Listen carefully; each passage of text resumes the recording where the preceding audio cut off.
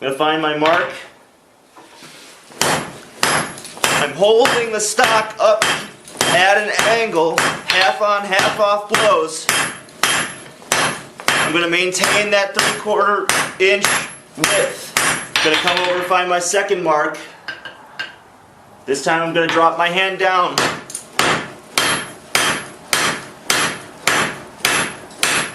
Same thing.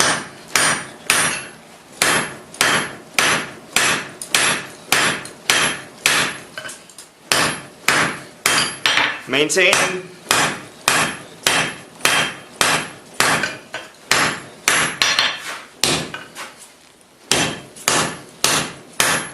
That 3/4 inch width.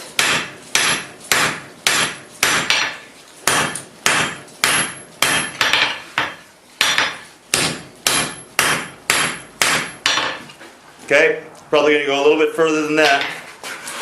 So I have 2 halves. They're pretty close. They're not quite even, but I can fix that up at later heats. So I'm going to find my isolation. I'm going to go in front of it, angle my hand up.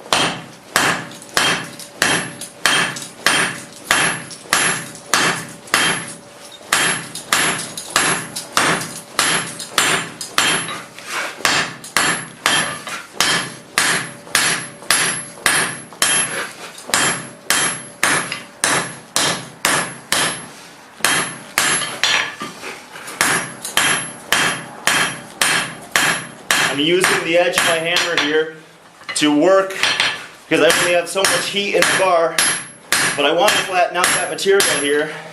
So I'll use the edge of my hammer so I can get right in to the spot I want to work on. Let's see, it's probably 3/8 or so.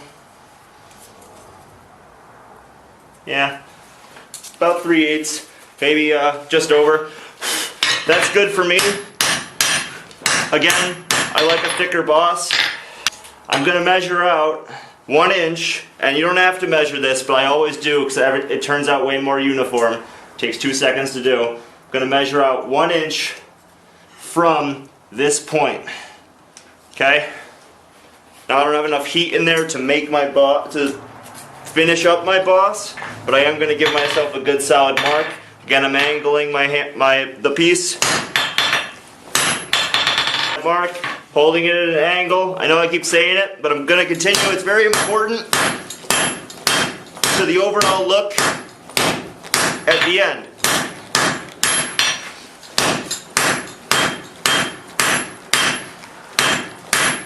Now I only have so much heat in the bar, and I did that on purpose.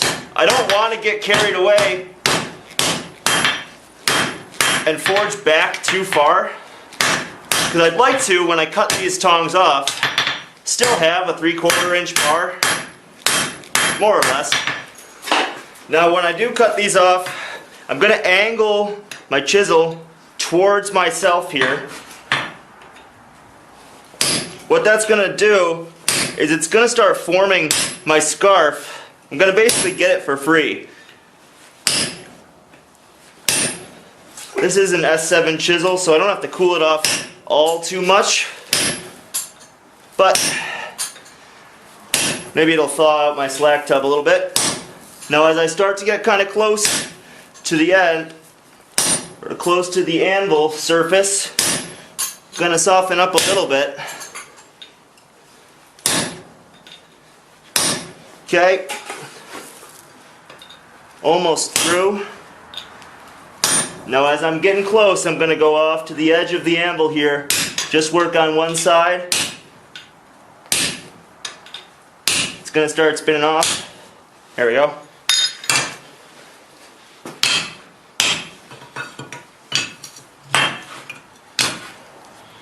Okay. Clean up my bar a little bit.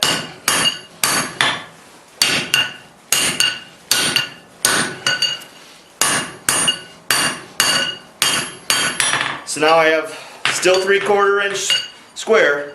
So the next thing I'm going to do, these are still thick, so I'm going to thin them down to about a 1/2 inch or so. You can see by cutting at an angle, we've actually formed part of our scarf already. So I'm going to add a little bit of a taper to the end there.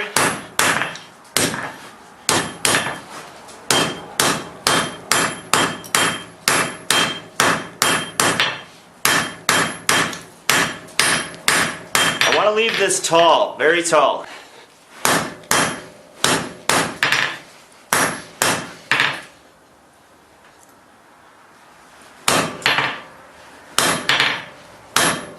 Gonna try a different way for this one.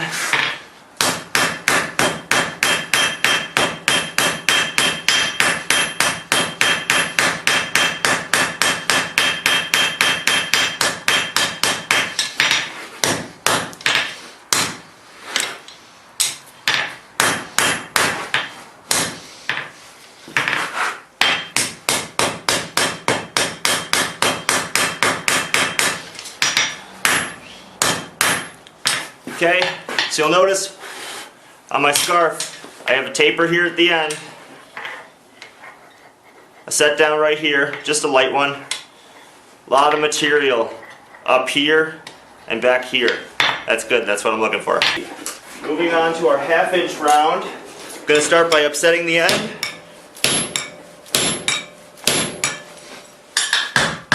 Once it starts to kink, I usually straighten it out on the horn.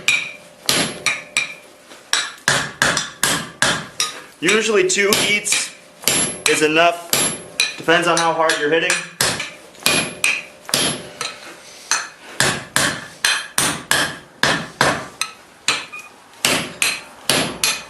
Bit of an angle there.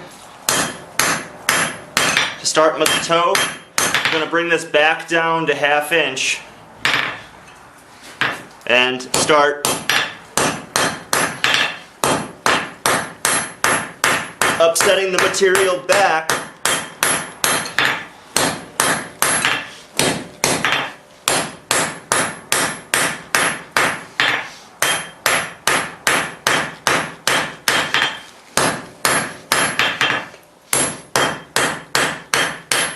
I'm going to catch this last little tip here and forge it out on the far face of the anvil to form the toe of the scarf.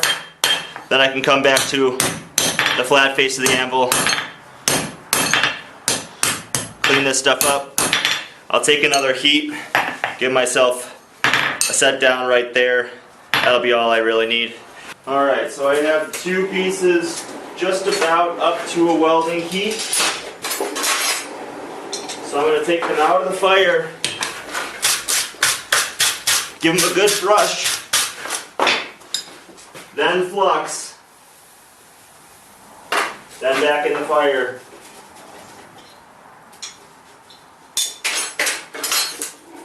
Get the other piece as well.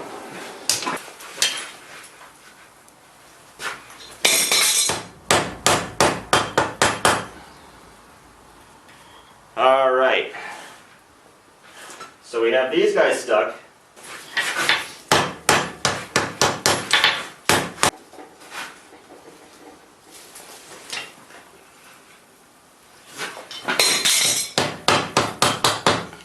So I'm just showing you the way that I do things. If you want to do these things in multiple, all in one step, obviously you can do that. Okay, I'm going to start by hammering straight down, then on the 45s, and then on the sides.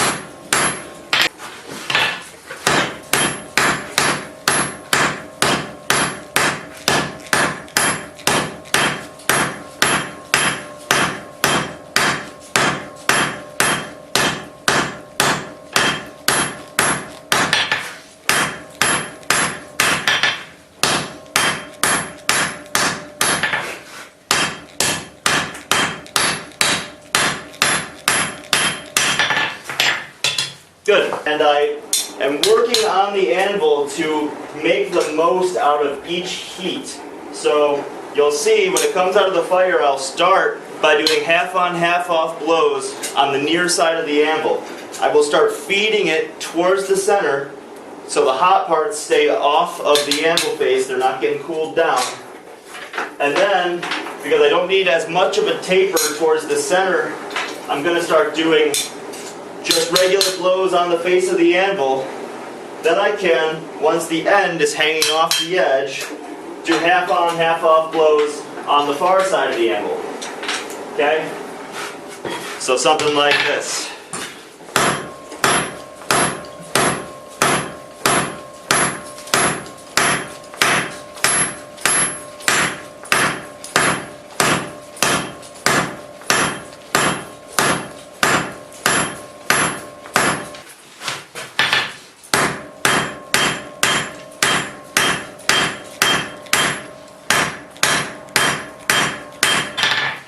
Now you don't have to be quite so meticulous. I like my tongs to be clean.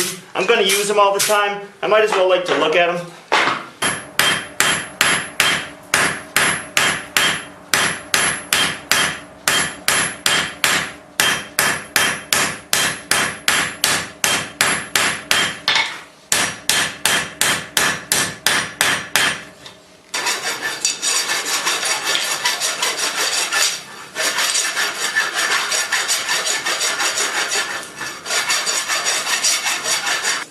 To shape our boss a little bit. So to do that, we're going to come to the near side of the anvil, stand it up, and you're actually kind of upsetting the boss back into itself. Give it more of a trapezoidal shape. Now you don't have to just work on this side. You can flip it over. Work on the back. You can come here, work like this. You'll find they all do almost the same thing, but slightly different.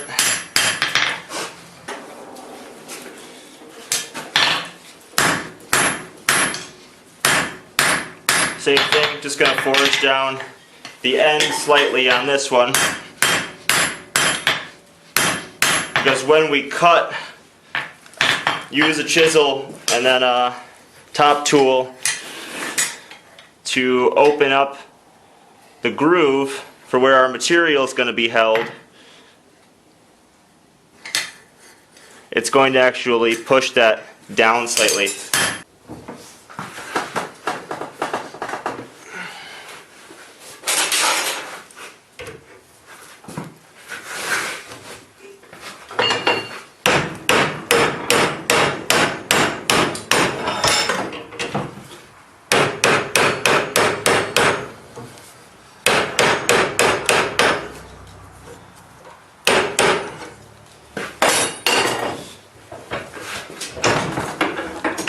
Okay.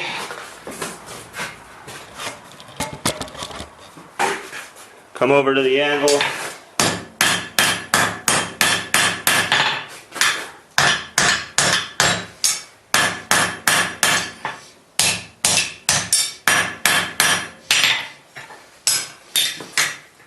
Okay, so I'm going to need to unbend this one slightly to bring these up in line. Now you don't have to use the vise to do what I just did. You can just let the boss hang off the edge of the anvil and hammer it down, and then come over to the horn and hammer it back. But both ways work.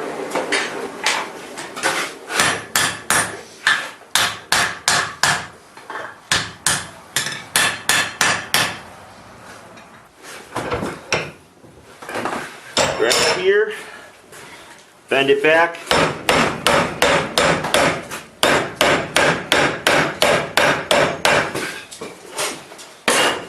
Grab a straight peen.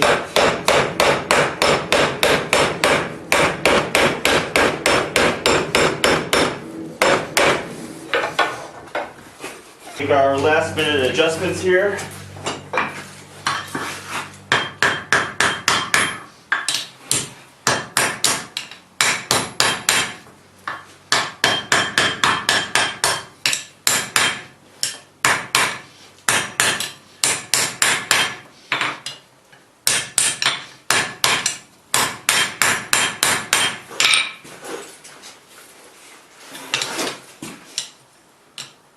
Probably going to need to back them both off a little bit.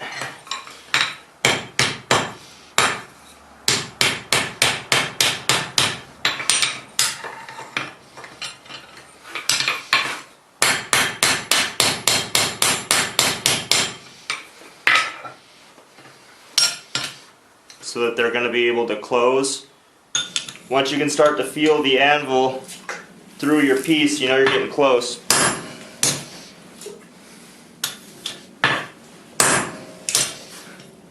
Okay, find your target.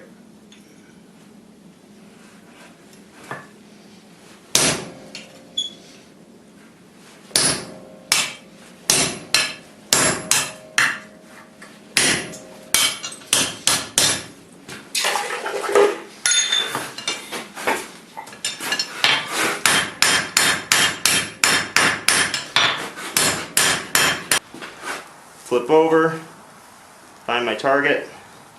I want that to be relatively cold, so sometimes I dip my fingers into the water and I just let that water come down, cool my spot.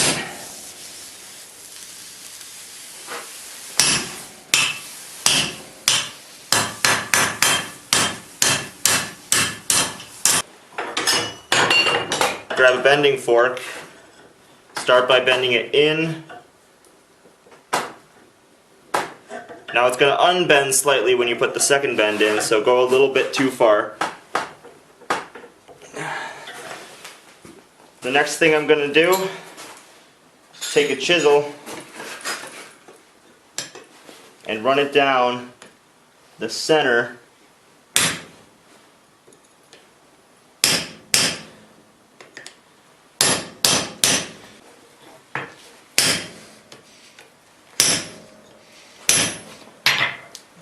Then I'm going to switch. One has a 90-degree angle here, so that's going to open it up to hold square stock.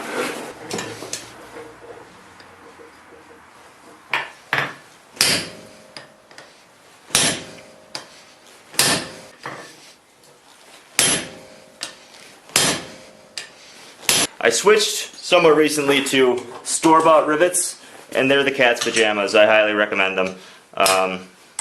They just make riveting a whole heck of a lot faster.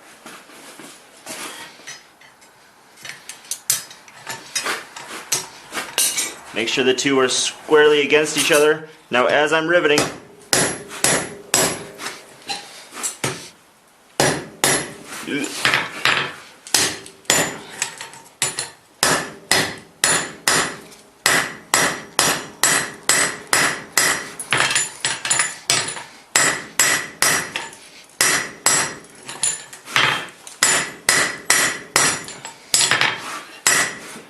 okay, not the best rivet. It started to bend on me. I tried to pull it back. It kind of worked.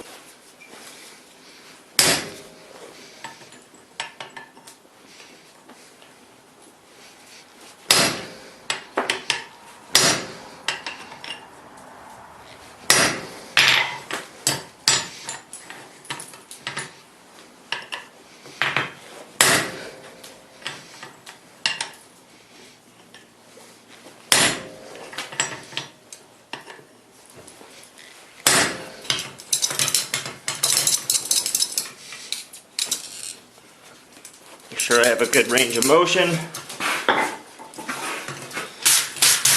You can see why we spent so much time aligning everything before.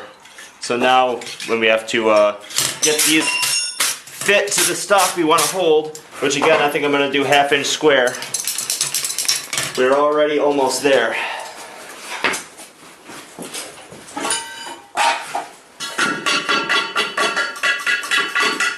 Just cooling them off in some oil while I'm working the jaws open and close.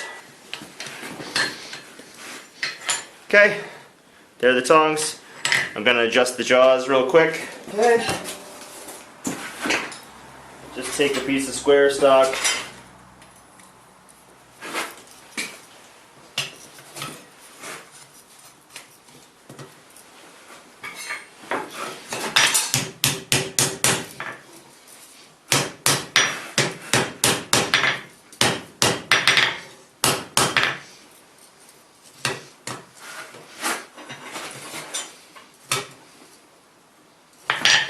Bring it over to the vise if necessary.